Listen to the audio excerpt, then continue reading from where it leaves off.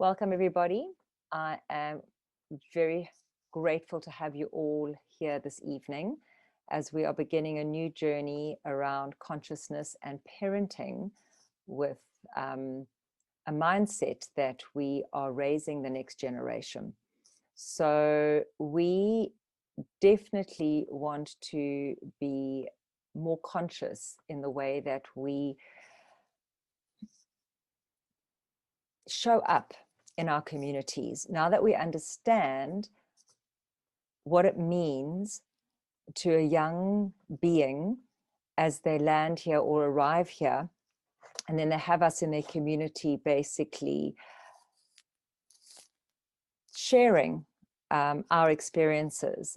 But when you realize how important it is to be mindful about how you show up around them, because they're literally downloading and taking on how we are as the truth. So before we dive into that, let me just take you through what our agenda today is going to be this evening. We're going to have a teaching around conscious, raising conscious being. Then I will share with you a phenomenal healing technique that I used raising my own children. And then I will go through a special support offer for anybody who wants to consider becoming their best authentic self, so that they can be very conscious around how they show up around children. So what this evening's coming together, it's not just about whether you're a parent, it's around you being in a community and showing up as a being of love and light, consciously sharing with no judgment, so that you, when you are around children, are having a positive influence on how they see themselves in the world. We're then going to have a Q&A. So guys, any questions that you have, please put them in the chat. Tessa will go through them and bring them up a bit later. And then we're going to have a healing and a meditation. But first, before we start, let me just tell you a little bit about myself and why I am sharing tonight. It's because I became a single mom at 23. I had a 6-week-old daughter and a 4-year-old daughter, Tessa and Sarah. No job, no home, signed a prenup, so I was getting nothing out of the divorce. Car was falling apart. Oh, and I had 2 dogs and a cat. And people thought I was really crazy to leave this financial, secure home environment. But I knew that in my gut, I knew that, not knowing how, but I knew that I had to move into a different realm. I had to create a different life for us. Not that I ever planned to have children on my own or raise kids on my own. My clear decision was that I had made the choice to get married and have children. Therefore, I was going to take full responsibility for the time that I was gifted them and ensure that I was showing up as best as I could. Did I make thousands of mistakes? Absolutely. Did I get it right every day? Absolutely not. But it was my intention around what I wanted to hold for my girls, so that when they got to adulthood, they would basically be conscious beings, loving who they were, accepting who they were. And it wasn't easy, because I had to start a business, because I was absolutely clear that I wanted to spend time with my girls in between everything I was doing. So the juggling act became really challenging. And how I got around that was by being super organized, being very disciplined, saying no to a lot of things, saying no to a lot of stuff which maybe, if my focus was slightly different, I would have focused more on getting my life back on track, as opposed to what I was holding for my girls. And but it was that being present and truly focused with my girls when I did get a magical moment with them, that I think was a deal, like literally a game changer. Remember, I had no idea what I was setting out to do. I just followed my heart, and 23 years later, I am seeing the proof of what I set out to do. And that's why I want to share my story around parenting.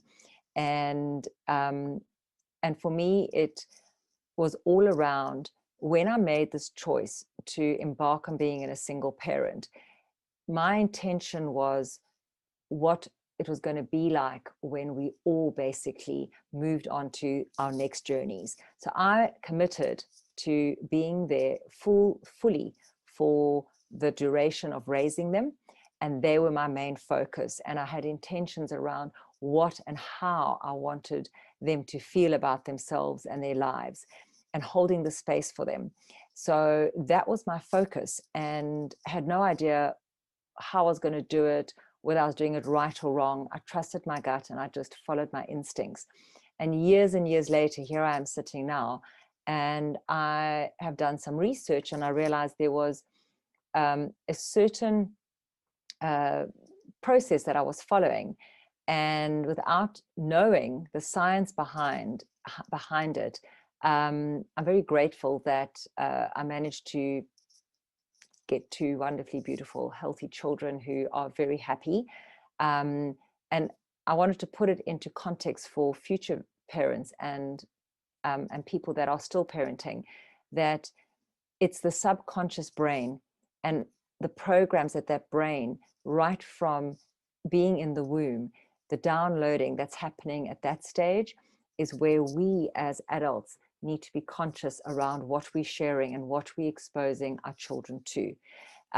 Because the downloads that they take literally create the mindset for how they feel about themselves, and what their expectations for their life are, and literally how they respond to the environment. So as you can see in this picture of the baby, we are all energetic beings. So what is a conscious being? Well, a conscious being is someone who's self-assured, who's confident, who has unconditional self-love. And hi, could somebody, whoever's joined, just please unmute or mute yourself? Shannon, I think it's you. And Debbie, one thing, do you want to press present? Because the font on this slide. Oh, there we go. Perfect. Thanks. Thank you, Tess. There we go. Sorry about that, guys.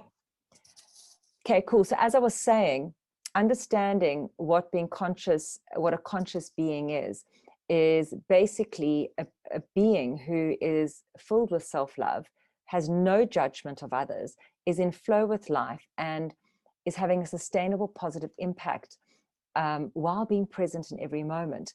So this is what we all actually are striving to achieve in our lives for ourselves, right? And yet we go ahead and we have children, but yet we are so far from actually being centered and grounded and loving who we are, and not even in a place where we have stopped judging ourselves, okay? So this is where I think the key element to parenting begins, is understanding that this beautiful baby, or your grandchildren, or even if your children are older, this is how they started in the womb, receiving energy, reading the field, using their energy field to determine what is happening in the environment, because we are spiritual beings having a human experience here on earth.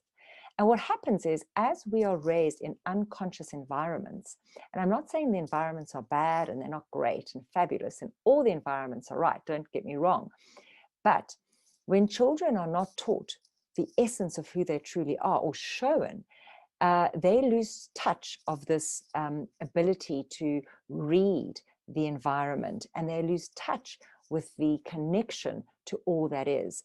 And what happens then, they pretty much land up having what we call a conscious living, where they literally are using just the prefrontal cortex, and they are stuck in their identity, stuck in their head. So they disconnect from the heartfeltness of what being alive and living is all about.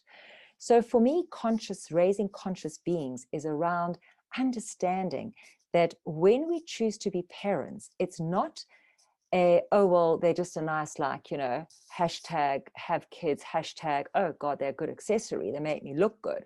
It's around what is actually our job. What have we actually committed to doing? And some of us, we didn't commit consciously. We landed up having children by default. Okay, for example, maybe we forgot to put a condom on, or maybe we got sick and had an antibiotic, so the pill didn't work. Whatever the story is, if you fall pregnant and you choose to have that child, you have chosen to hold the space for 21 years for that being to become an adult and somebody who goes out into the world. So your job, firstly, as a parent, is to protect them, to provide shelter, food, education, and give unconditional love. Now, let me just say that when I say provide shelter, it doesn't mean you have to live in the A+ community.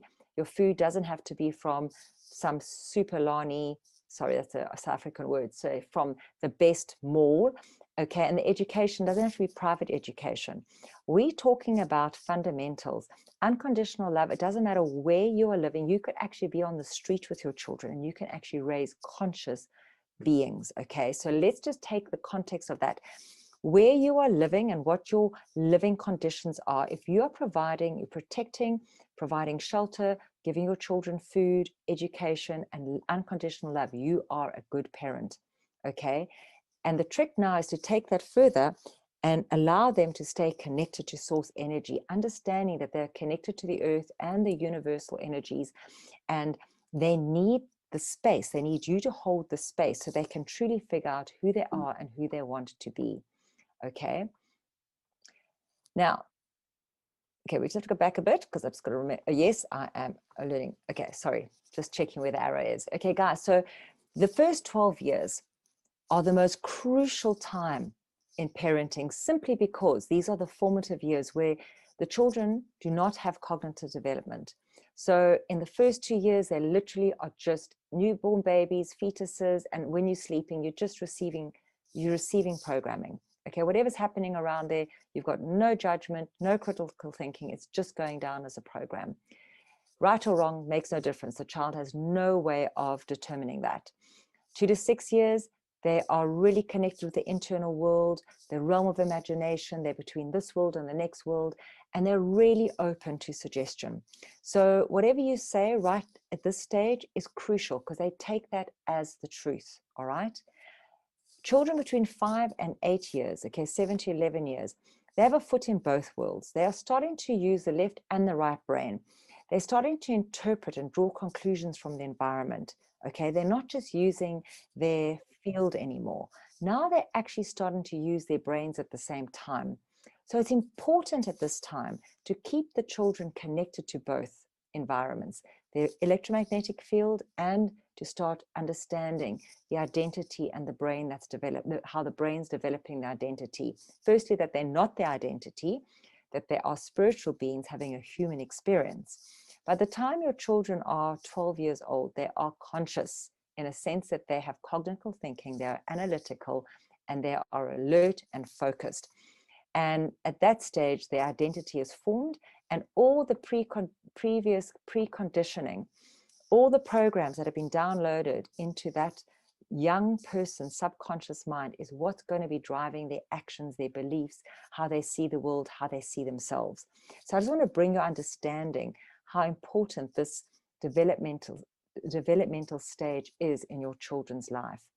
So now we're going to talk about the pain body, because we all as adults have triggers. And how do we get those triggers? And most of us spend a lifetime trying to work out, why do I behave like this? Why is this so painful? Why do I constantly repeat the same painful experiences or have the same bad relationships? So basically, a pain body is the belief systems that have been downloaded in your child in the first 12 years of their life, in your life as well. So all of you on this call, your triggers were downloaded into your subconscious before you were 12. And just so that you know, one of the most psychological damaging things you can say to a child is that I don't love you or you are a mistake.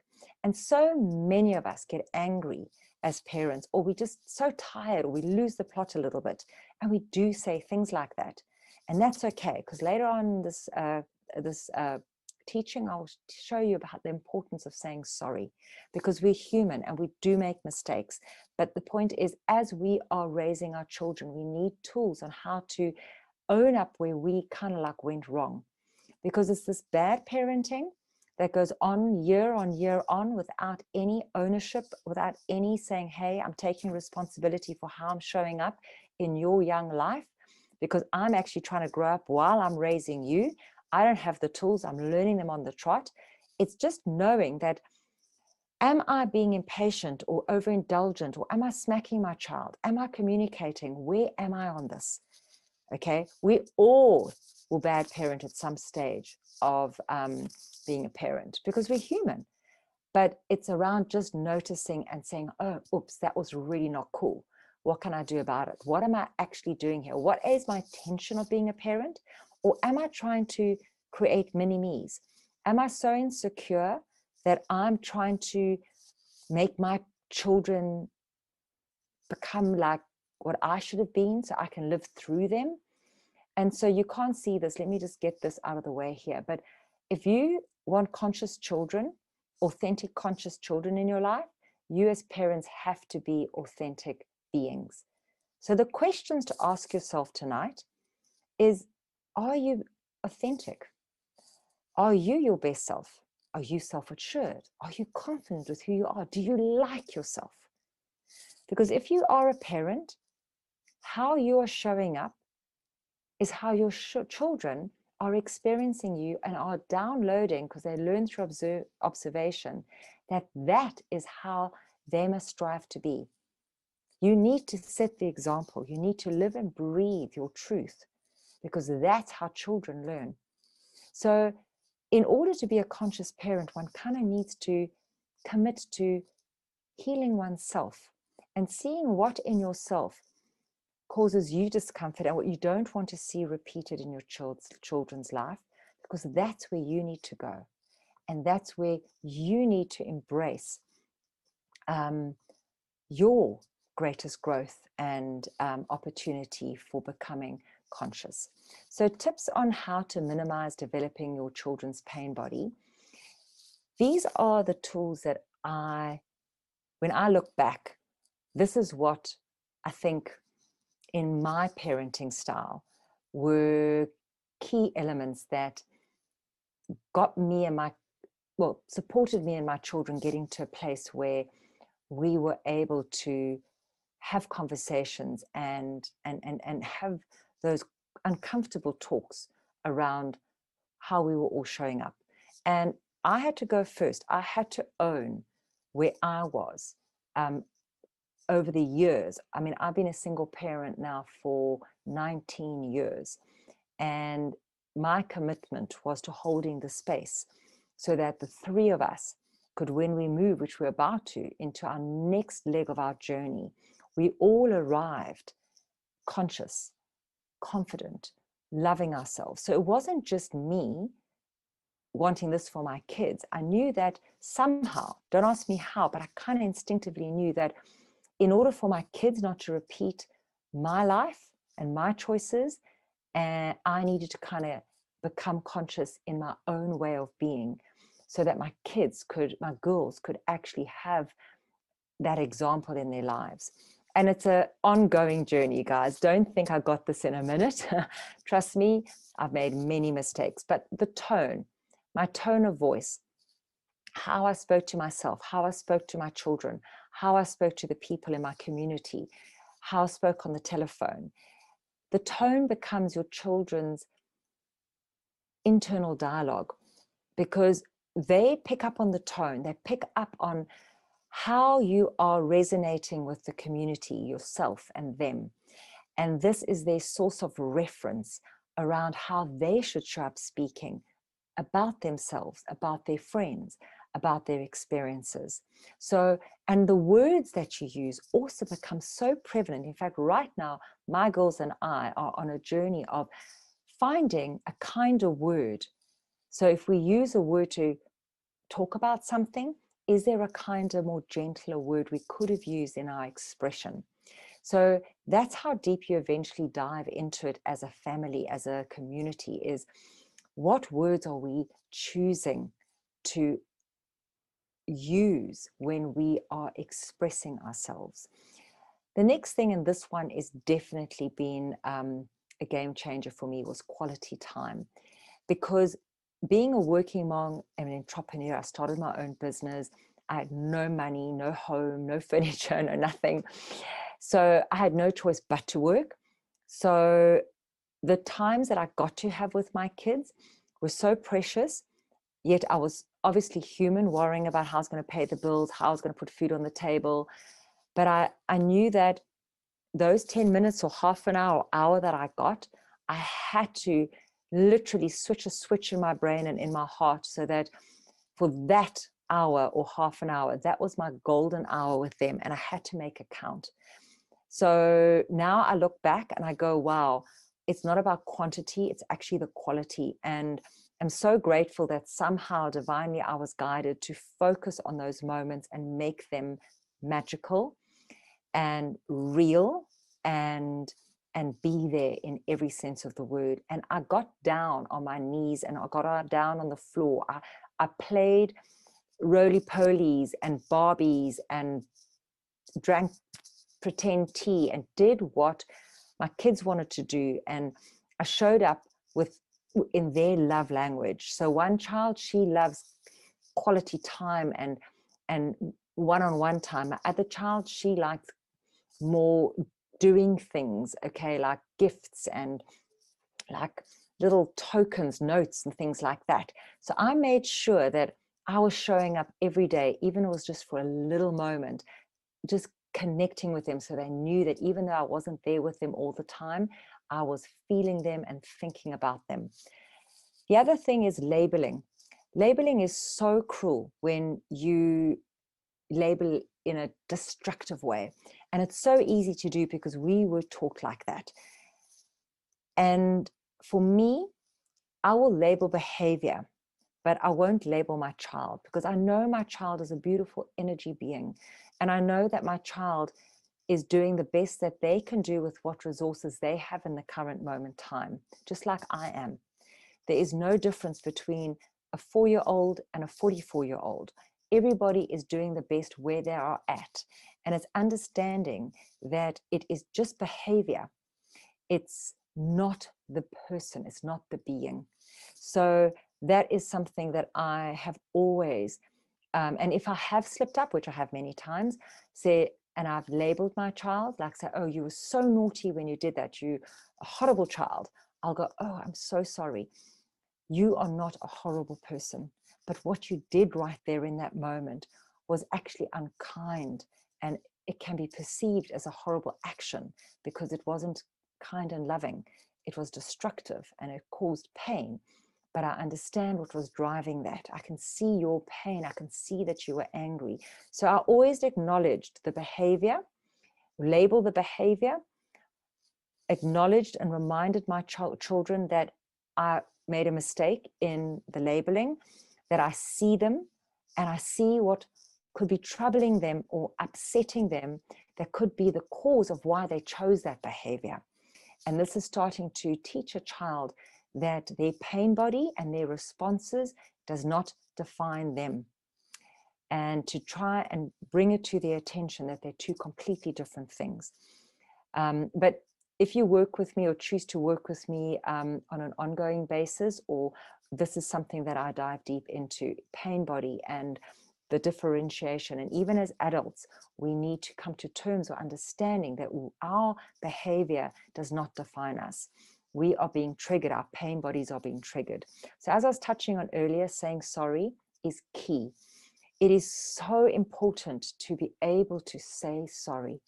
And if you can teach your children from an early age that it's safe to take responsibility for your actions, you're giving them a gift, because they will take that into their relationships, and their relationships will be so fifth dimensional, so conscious, because they will not be afraid of being vulnerable.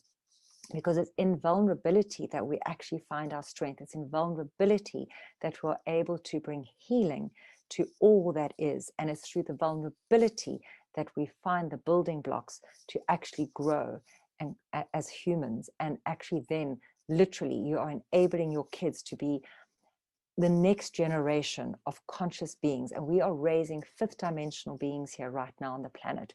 We are having to support the children and the young people on how to let go all the heavy, negative, low resonance labeling and ways of being that our previous generations have brought into reality on this planet. And whoever is an adult, so if you're 21 and above, this is falling on your shoulders. So step up. So join me in this new wave of being around children, this new wave, sorry, not wave, this new wave of consciousness, and choosing how we are going to step up and hold the space for the young people around us and who we have the privilege of having in our lives. So children are a gift. And if you in any way have a young being that, and it could just be the neighbor's child, it could be just be a child in a shopping center who happens to look at you, are you conscious of how you are showing up? What does your face look like? How are you talking to people around you? Because these children are watching, they're observing. So safe communication. Sorry, I'm getting too passionate and carried away here. I see the time is running on, so let me speed up. So safe communication, guys. It's so important to bring into your communities, into your companies, into your family homes, how to communicate safely, how to be able to ask questions. How can a child feel safe if they feel they have to check in with themselves before they can ask a question? You should be able to ask anything in your family or in your community. No child should feel that any question is not a question they can't ask. And that's what we have to strive for. And that's no judgment. If a child feels they can't ask a question, it's because they're fearing that they might be judged and it's not safe to talk about the subject matter. So this is next level parenting, next level understanding that how do you create that safe space? Well, it means we as adults have to feel safe about speaking our truth. So if we don't feel that we can speak safely amongst each other, how are we able to expect our children to be able to? So my healing today, my healing technique I want to share with you today is how to create a conscious community circle in your own family or in a business environment. So this technique you can implement anywhere. All of you are going to be emailed the slides and the PDF on this technique. So I'm not going to spend too much time on it because it's self-explanatory, and everybody who has booked and registered for this healing, this masterclass and healing session will be given my contact number. So you can ask me any question around this if there's anything you don't understand, or if you have questions about implementing it. But just in general, the healing technique is around separating your attachment, your emotional energy from the sharing. And it's creating a clearing in your community or in your home where everybody gets to express what their highs for the day were and what their lows were for the day and what they are carrying. And what this does is, because everybody commits, so the rules are that everybody gets a turn, even the baby. The baby might go gobbledygook, blah, blah, but the baby has got an energy field and very much is picking up on the nuances in the room. So always acknowledge the baby. Say, bring them into the conversation. Just pause. Just look at them. They will be communicating with you on some level, and no interrupting when anyone's speaking. All you may say is, thank you for your sharing. You keep a neutral face, you keep an open heart, because the intention that we're setting here is that we are checking in with each other. Where are we? Where are we all? So that we don't take how people are behaving personally, because we don't know what's happened in that person's day. We don't know what their low was or their high was, but yet we all come home at the end of our day and we take behavior personally.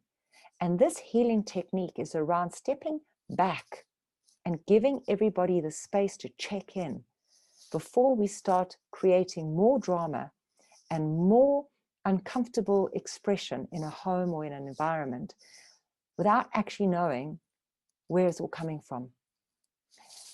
The key to this working is the commitment to choosing to respect the space by never discussing what a person shares unless they've given you permission, and never discussing what was shared amongst other members of the community unless the person is given permission.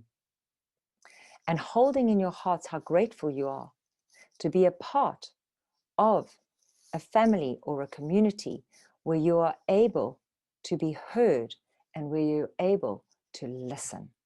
So that's in a nutshell, okay? So have a read through. You're welcome to chat to me about any questions you have about it. And I do encourage everyone to give it a go. But remember, you've got to write down the rules on a piece of paper.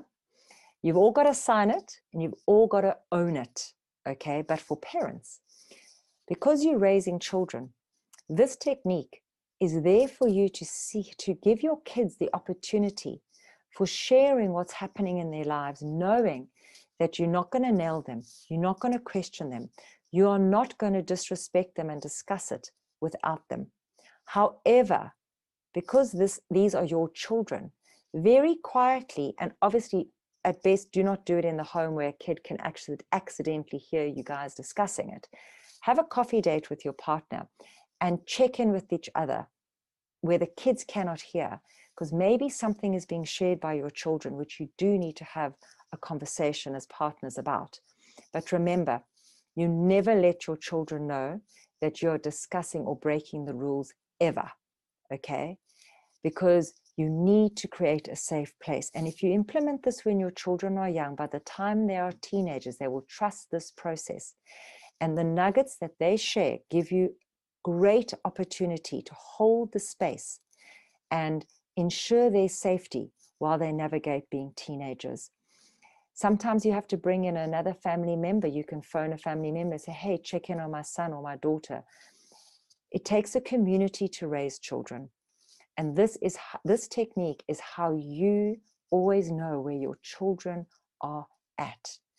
And I promise you, it is invaluable. So having said that, I'm going to move on. So there are 4 parenting styles. I never knew parenting styles existed when I started raising children. And obviously only lately have I dived deeper through clients coming to me, asking me for support on raising children. So I realized that my parenting style is actually authoritative, okay? In that I am highly demanding. I expect my kids to show up as their very best, but I'm highly supportive in holding the space for them to realize their best. But at the same time, I'm highly demanding of myself in showing up as my best self.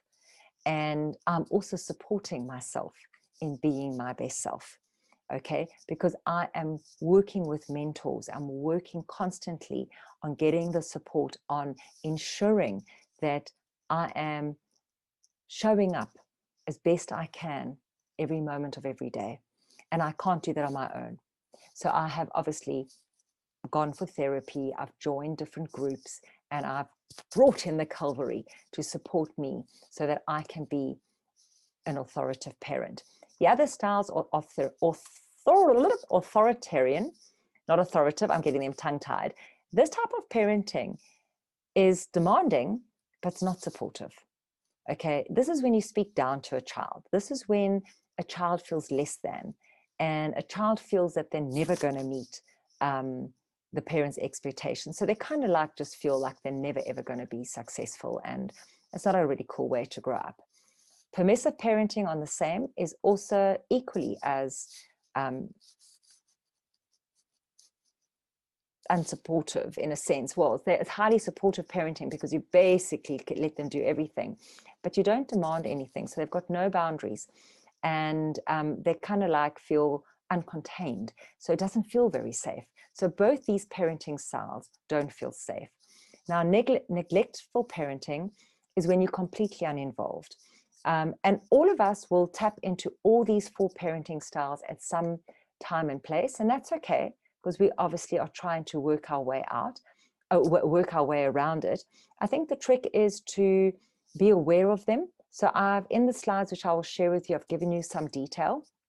I've focused on authoritative parenting because the studies have basically come back. I did some research, and basically the psychologists and psychiatrists are saying that this technique definitely seems to produce the most well-rounded, emotionally secure children or adults. And these parents are really, like I say in this little beautiful picture here, is we're focusing on raising children not to be tough, but to be kids that are going to not be cruel and heartless. They're going to actually step into the world feeling confident and knowing that they can make a difference, knowing that they know how to set their limits and they know how to show up authentically, okay? They are self-dependent, they're reliant, they're empathetic, they make good decisions, they can regulate themselves, they respect life.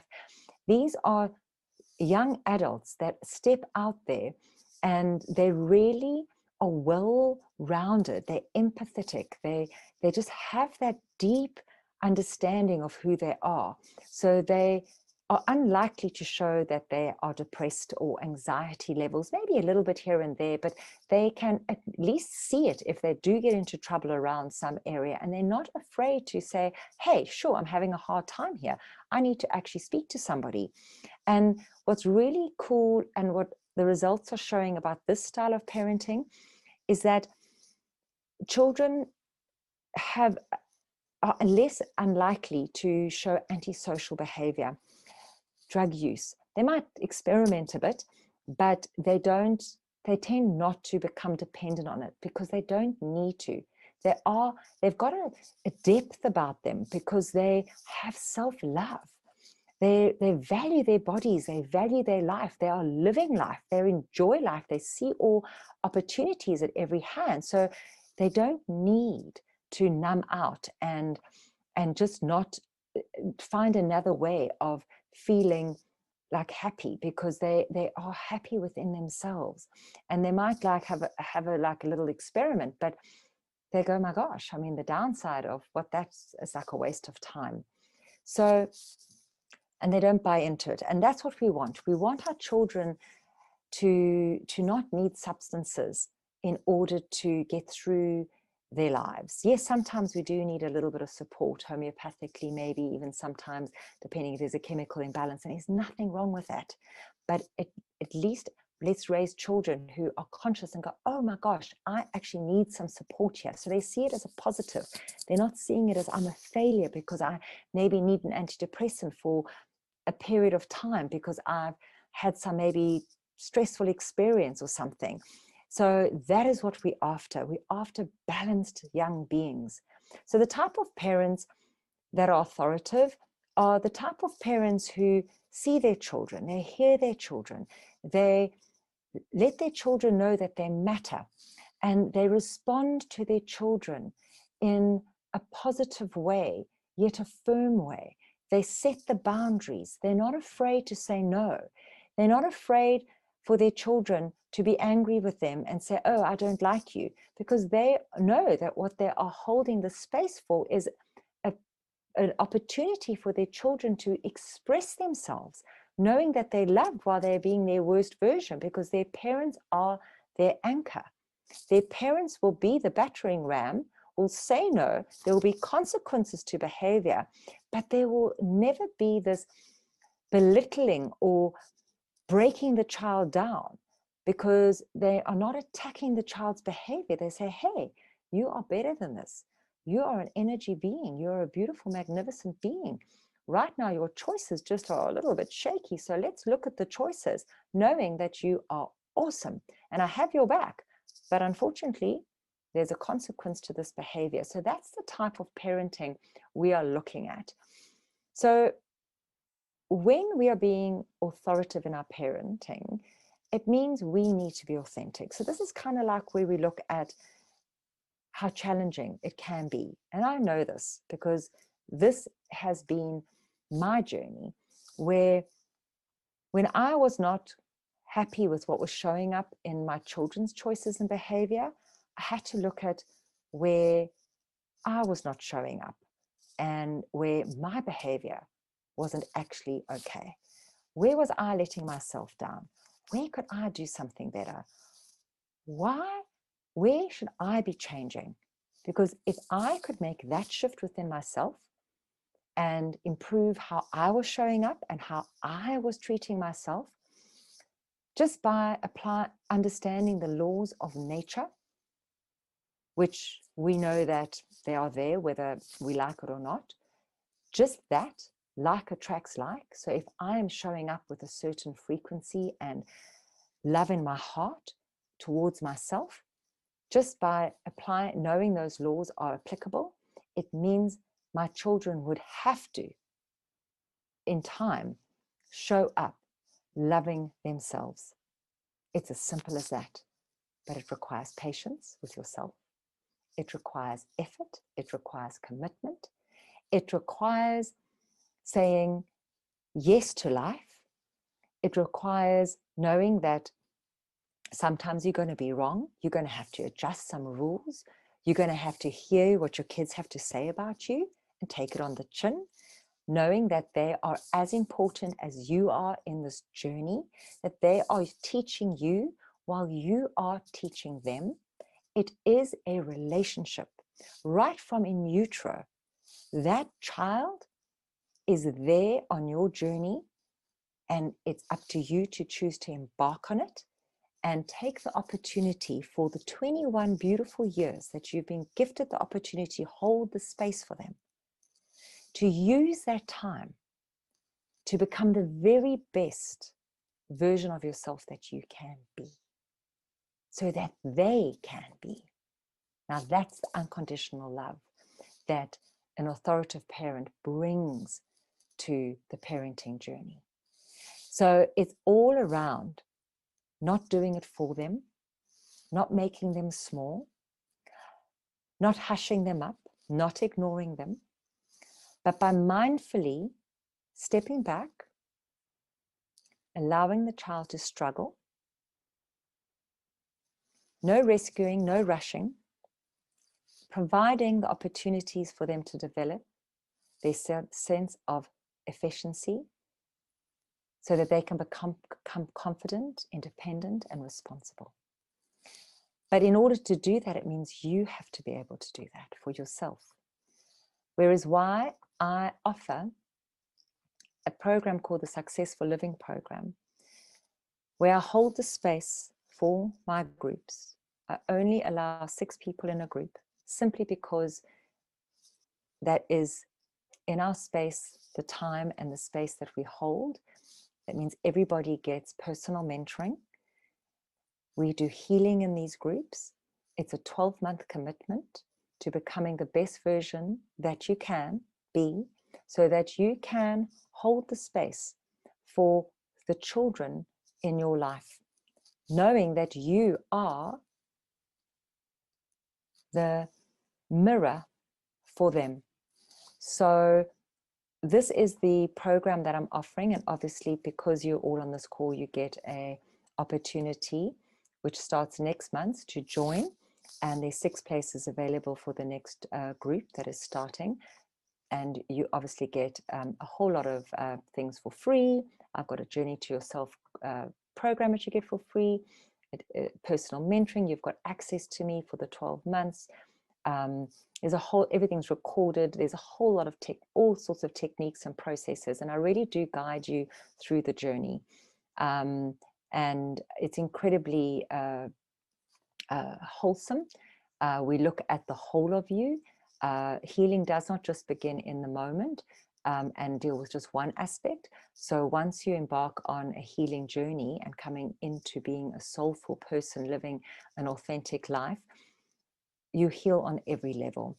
So if you have any questions around that, you're allowed to, please, you're welcome to book a call with me. We'll email you that tomorrow or the next day. And what I would like before we start our Q&A, just to share some parenting tips that have really really worked for me. Firstly, there's no guide, there's no manual, and there's no right or wrong way to parent. Nobody out there can tell you actually what is right for you. Everybody has their own journey around how they parent. It's around learning to trust your gut, to go within and not be influenced by everybody around you, but learning to trust that what feels right for you when it's coming from your heart, it has to be right for your child. Because if we could all see the world through the eyes of the children, we would see the magic in everything. And so often when we parents, we forget what it was like to be a child. And sometimes having children, well, hopefully for everybody, when you have children in your life, it brings the magic back to what life's actually all about. It's the fun, it's just the beauty in everything which children see. So advice that I just want to give you quickly before we start Q&A is, firstly, resist Google. Do what works for you. Keep your eyes on your own work. Focus on always growing, being your best version.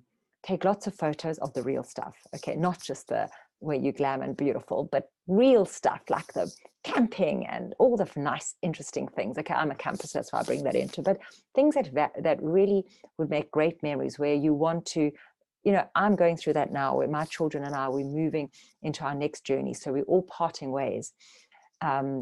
It's a really beautiful, and also it's challenging time because we are moving into all living separately where we've been together for 19 years together, but we're going through our memories and our photos, and you know, there are those memories are important. So take pictures. Let your children be who they want to be, who they are. White lie if you have to. I've told many white lies because they're children and they don't need to know all the details. I always say if a child asks a question, then yes, they're ready to know the answer, but don't sugarcoat it. It doesn't have to be the brutal, harsh reality. They will get there in their own time. Very important, let your partner be their own parent, especially single parents, okay? There are two homes. That's another whole conversation we can have, but just keep that in your consciousness. And also, guys, everything is a phase, okay? No matter how challenging, whichever phase you find yourself in, it's going to pass. So don't be hard on yourself. Just go with the flow, okay? And just enjoy every single moment because they are all beautiful, all of them. So I'm going to stop sharing my screen as we move into Q&A time. So guys, if you'd like to switch on your screens, it'd be lovely to see all your beautiful faces. And are there any questions for me?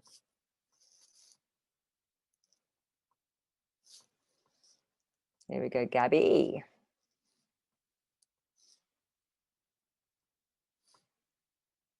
Okay, so you're going to ask the questions for me? Guys, type a question if you've got any. Hi. Yeah, there isn't any questions at this point in time. I'm not sure. I don't think anyone has. No one's typed it in the chat yet. Okay, so who should I pick on? Gabby, your face is on. I'm picking on you. Ask me a question.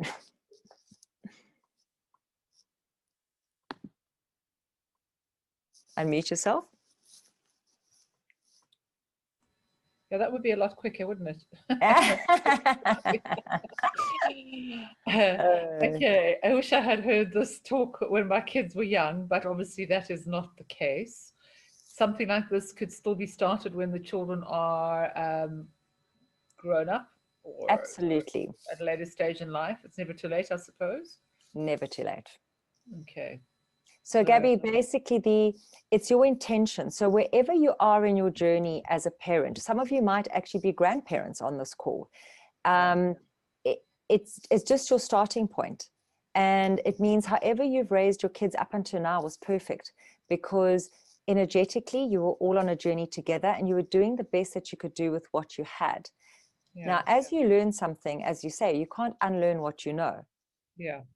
And it's how do you take knowing what you know now into, right, well, when I am with my children, how do I plan to show up? Yeah. What can I change in my language, in my communication? And you do it gently, obviously, with older kids. You don't just go and say, okay, I'm changing everything we've ever done before. You will go in and you will subtly start just changing key words. You'll become conscious around, wow, that is a pattern. My kids are triggering me and I'm showing up like that. That's not authentic, because that is my pain body being triggered by the patterns we've been going through for 10, 15, 20, 30 years, depending on how old your kids are. And then you heal that. You say, oh, actually, I do not need to respond to my children like that. And that's how you then choose, with that particular trigger, to choose how to show up differently when that happens again. And that's how you then change the dynamic between old behavior with children that are older, okay, old ways of being, and you subtly, slowly, because you don't, with older kids, want to lay down the law and say, this is how it's all going to be. You've got to do it a little bit more through the back door by becoming softer and choosing your words and listening. And biting down on your tongue when you want to react in an old way. Because that's an old habit. Because the reaction is what we want to neutralize. Because the reaction is pre-programming. It's not what's real. It's not the truth of the situation or of where you're at. So it's around being conscious around, do I want to speak in this tone to my child? Do I want to become my inner child and respond like my 5-year-old or my 13-year-old? Because right now my response is actually quite immature. Because my child is triggering me to my pain body. You can be 70 and heal your relationships with your 50-year-old children. It doesn't matter where you begin. It's your intention of how you want to feel with your children. Got you. And it begins just by tone. Are you listening? What are your words that you're using? How are you showing up? How are you treating yourself? How do you speak to people in the shopping center? When you're on the phone and you don't realize that your teenagers are actually listening to you, how are you speaking to the person who phoned you from another insurance company trying to sell you something? So we don't, it's becoming conscious around how we are resonating within the community. And it's that level of awareness of self that brings around an expression. And it's an energetic expression, firstly, which they will sense. No matter how old your kids are, they will pick up on that frequency. And just be still and you will see the magic happen around you, because they will respond differently to you. Got you. Makes sense. Thank you. Awesome. Heidi. Hi, Heidi. What's your question?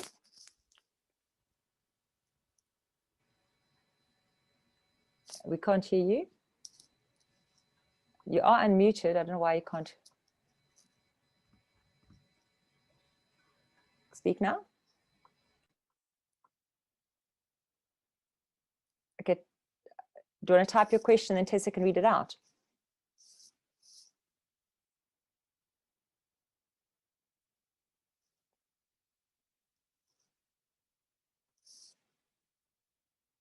Anybody else got a question?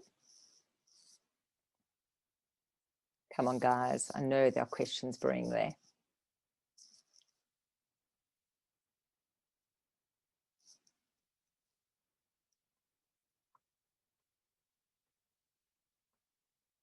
Let's see the chat.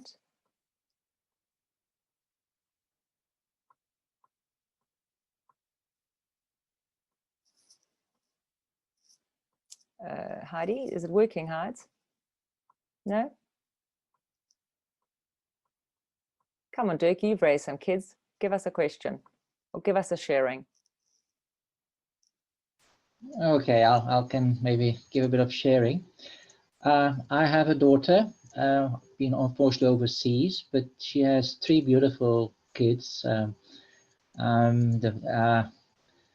Lorenzo is 3 years old, and then Matteo is 6, and Luca is 8.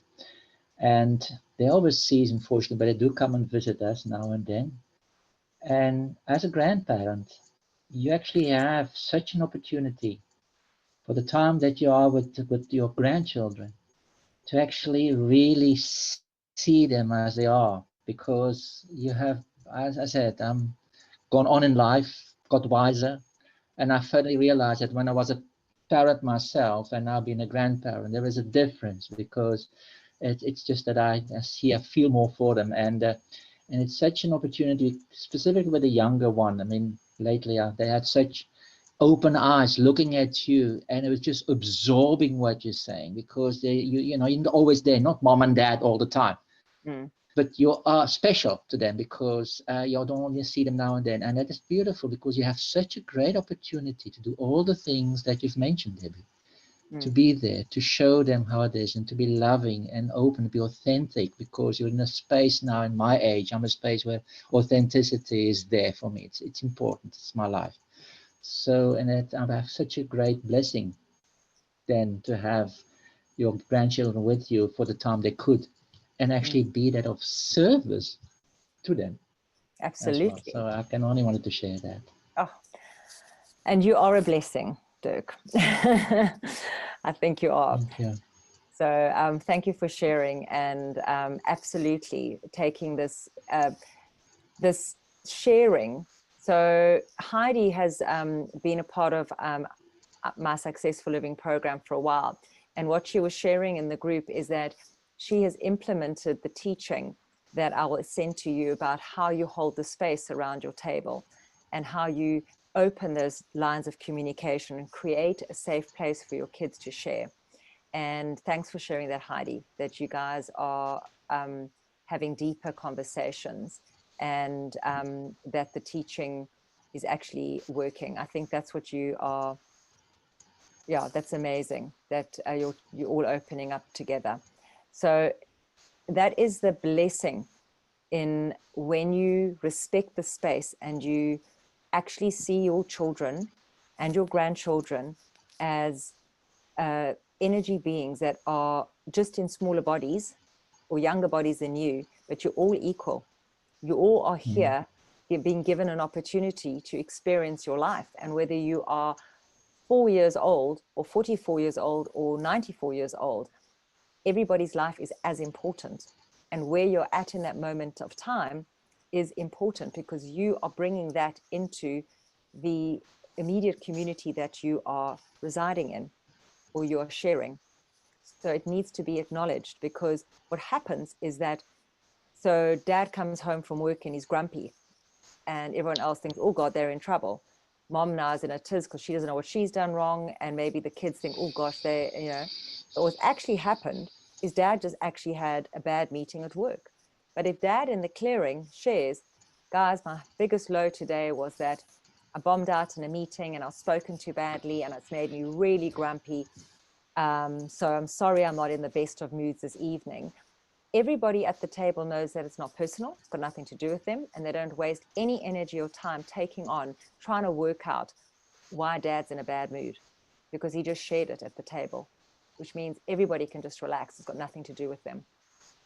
And then he might share that his biggest high was that he came home and his beautiful family were there and nobody nagged him, and that was his greatest high.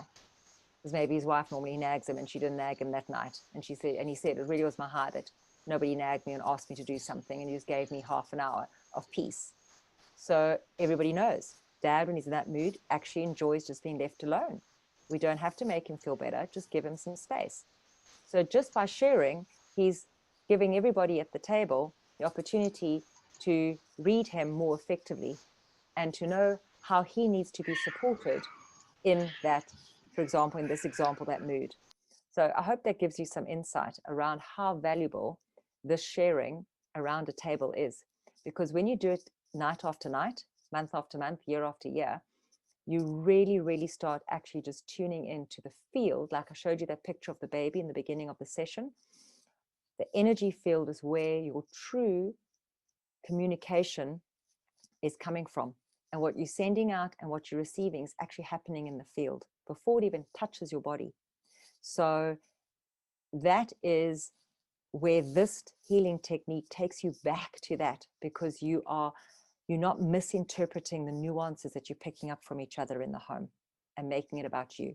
Because remember, your prefrontal cortex, your false identity, that little voice in your head, and those of you that have had sessions with me will know I call it like Siri on the computer. It gives me a heart attack every time she asks me, can I help you? When I'd like give her a left hook. Don't interrupt me. So that voice is what's saying, oh, dad's in a bad mood. Maybe you didn't do this. Maybe you did that. Or maybe you found out you didn't do well in your test. That voice is going to start running just because you picked up that dad was in a bad mood when he walked in the door. And that is what you're teaching your kids. Don't assume. Okay? Don't assume. Don't take it on. It's your stuff. Okay. Heidi, is your recorder working now? No. Oh, okay. But thank you for bringing that you're using this technique and that it's effective in your home. That makes me feel awesome. Right, guys. If there are no more questions, let's jump into the healing. Right. Cool. If you have water, I do encourage you all to take a sip.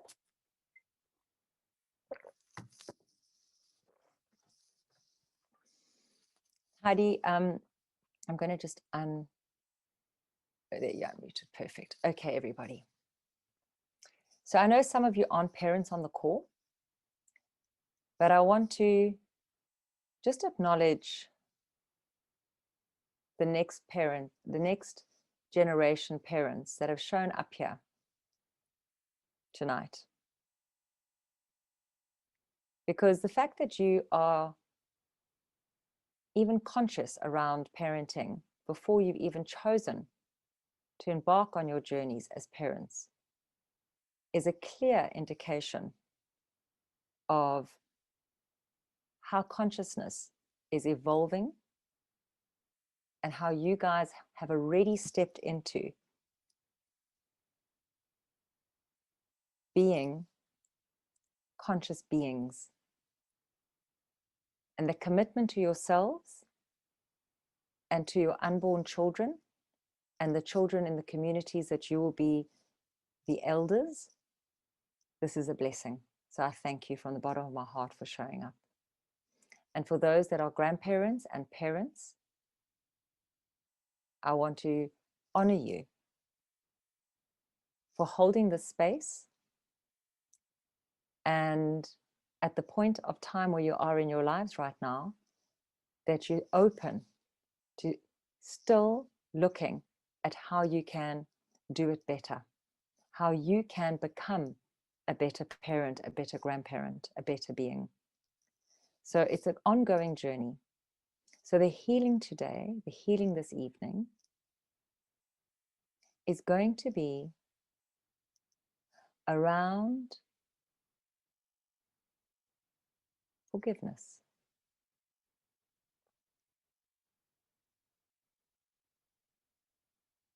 Because all healing begins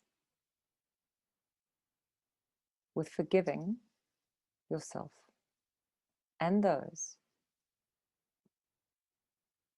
that have in any way negatively influenced your life and your subconscious programming.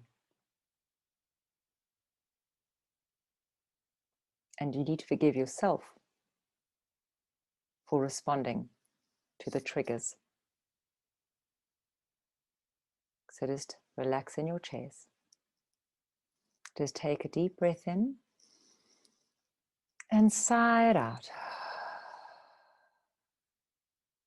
Take another deep breath in and sigh it out.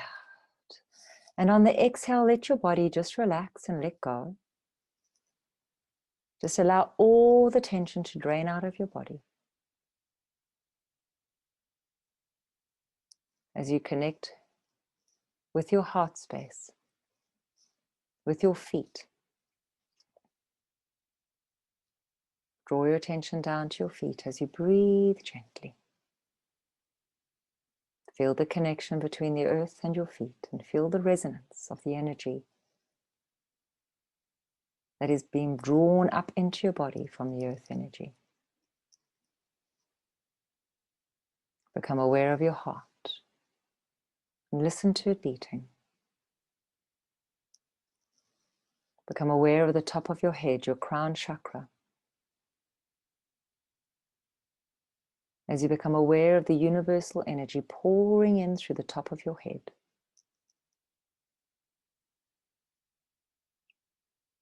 So now that you're aware of the earth energy and the universal energy being drawn into your body, knowing that these are your two energy sources, let them move into your body and permeate your whole body.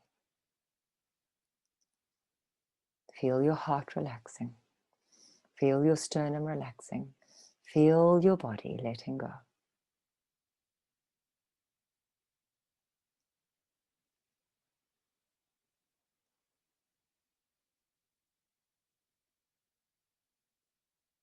On your next breath,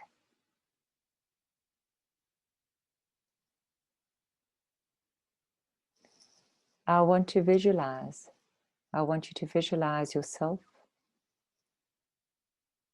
as a child. Whatever age first presents itself to you, hold on to that child.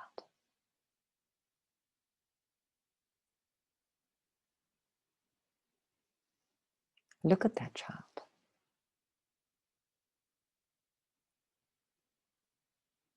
Look at your younger version of yourself. And look deep into the child's eyes.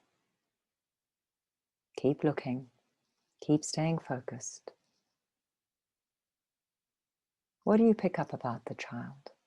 How is the child feeling? Look in their eyes and see deep into their soul, and see yourself being reflected back at you.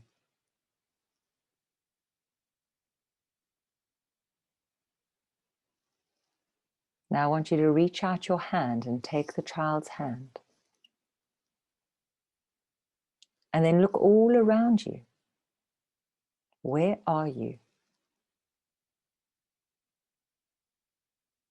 Who is all around you? What is happening?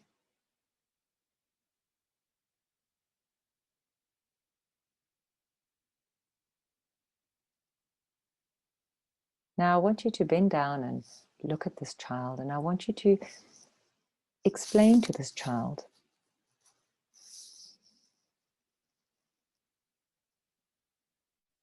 that everything that is going on all around has got nothing to do with them.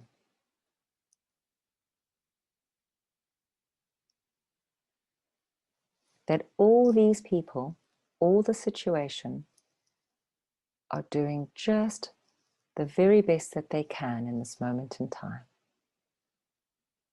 And we don't have to like it, but we can accept it. And we can understand that all these people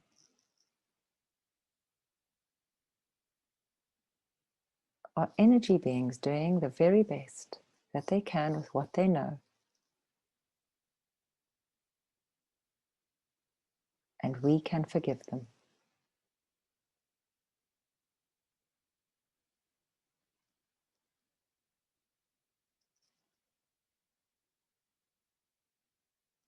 Hold your child's hand, squeeze it tight, and let that child know that everything is okay.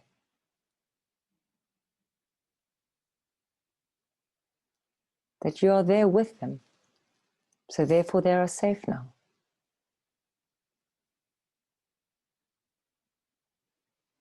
They might not have understood why things were happening, and it's okay.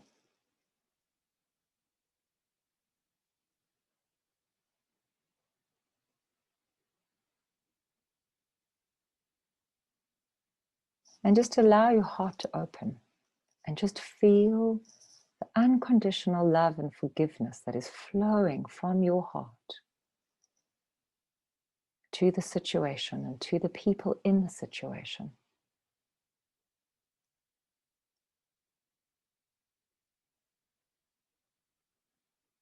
And then bend down and look at your child and look deep into your child's eyes and take the other hand. So you're holding both of your child's hands. And as you see yourself being reflected back at you, look deep into your own eyes as a child and say, it's okay. I forgive you for feeling how you do.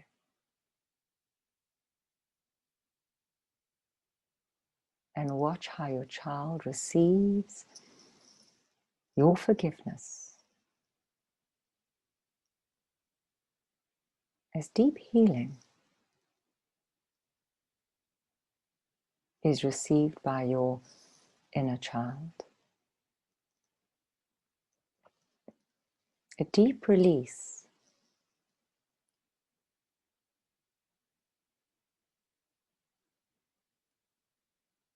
on behavior that has kept your inner child stuck. As you both together forgive all those around you and each other.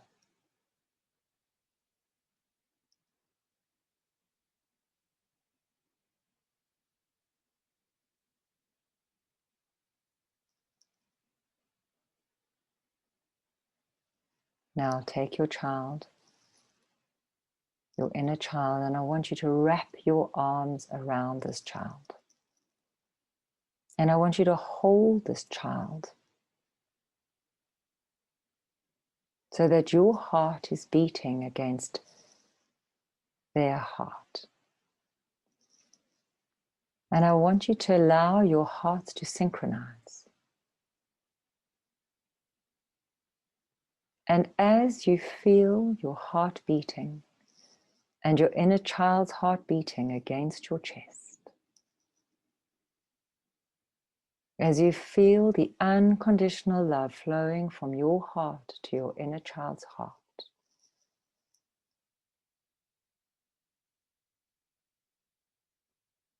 forgiving yourself for all the triggered behavior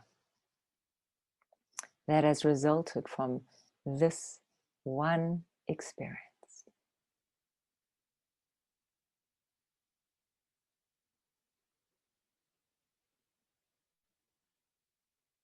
Feeling the release and the letting go.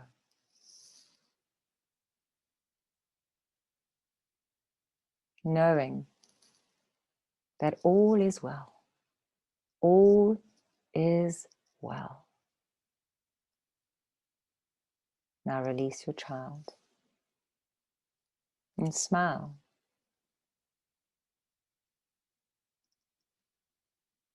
And see your child smiling back up at you. As you say to your inner child, I will always be here. So walk with me, stay with me a while. As we forgive and heal together.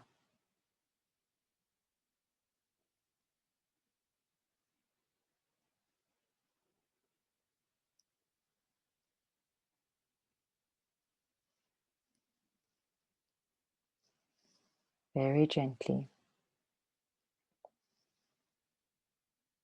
Bring your awareness down to your feet. Bring your awareness to the top of your head. Bring your awareness to the chair that you're sitting in. Take a deep breath in and sigh it out.